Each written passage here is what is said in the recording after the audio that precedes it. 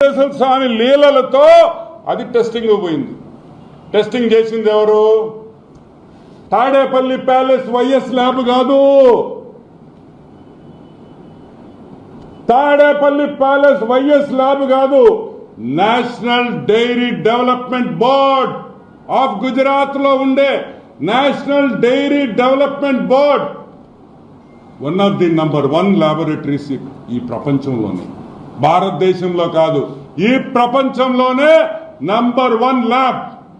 ఏమయ్యా, ఇదిగో test report. Water and food analysis laboratory TTD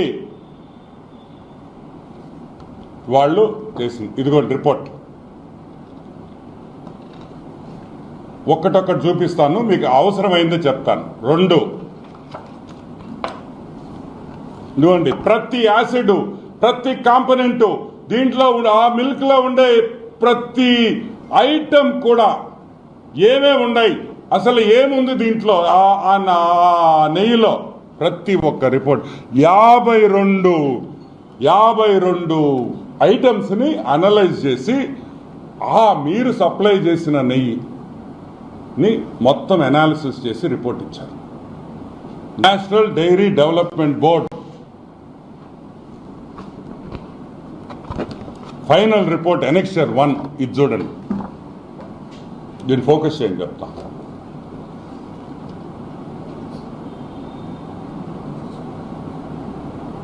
దీంట్లో ఏం రాస్తుందంటే నేను చదువుతాను, మళ్ళీ మీకు చూపిస్తాను.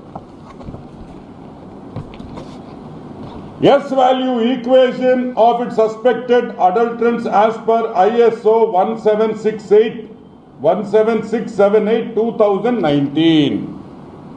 అంటే ఈ నెయ్యిలో ఏమేముంది? సోయాబీన్ అంటే తెలుసు కదా, సన్ఫ్లవర్ సీడ్లు, మైదా, కోకోనట్, చేప నూనె, ఫిష్ ఆయిల్, చేప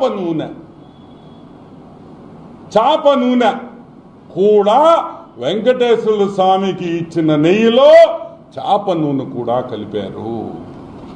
సరే, 2-3 పామ్ ఆయిల్, కోకోనట్, పాము, fat. Number 3 palm oil and beef టాలో. Palm oil and beef, గొడ్డు మాంసంలో వచ్చే పదార్థాలని కలిపారు, బీఫ్ టాలో. నంబర్ 4 లార్డ్ అంటే యానిమల్ ఫ్యాట్, జంతువుల మాంసం. ఏ జంతువులో మనకు తెలీదు.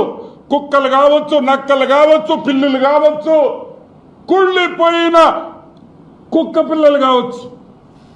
మనం చూస్తుంటాం, కుక్కల మాంసం వస్తుంటది చెన్నై నుంచి. మా నెల్లూరుకి ఎన్నిసార్లు పట్టుకున్నారో తెలుసా మీకు? ఏమా నెల్లూరులో పట్టుకున్నారు లేదా? 1000 టన్నులు పట్టుకున్నారు, 100 టన్నులు. ఆ నూనె కూడా వాడారని భయముగా ఉన్నది. సరే, ఇది ఒక రిపోర్టే కదా, ఇది తప్పు కావచ్చు అన్నారు. ఇదిగోండి సెకండ్ రిపోర్ట్, ఇంకొక రిపోర్ట్ AB023654. ఇదిగోండి, నేను క్విక్గా చూపిస్తాను. Same thing. ఇదిగోండి,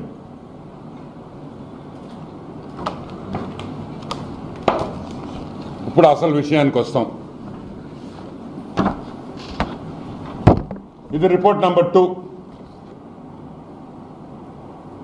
సేమ్ థింగ్. ఫిష్ ఆయిల్,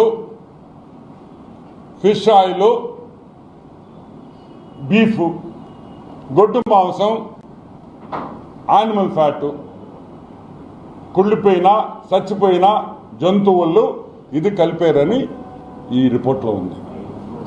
సరే, ఈ శాంప్లింగ్ చేసేటప్పుడు, డైరీ కానీ ఈ గీ శాంప్లింగ్ చేసేటప్పుడు ఎస్ వాల్యూ అంటాం.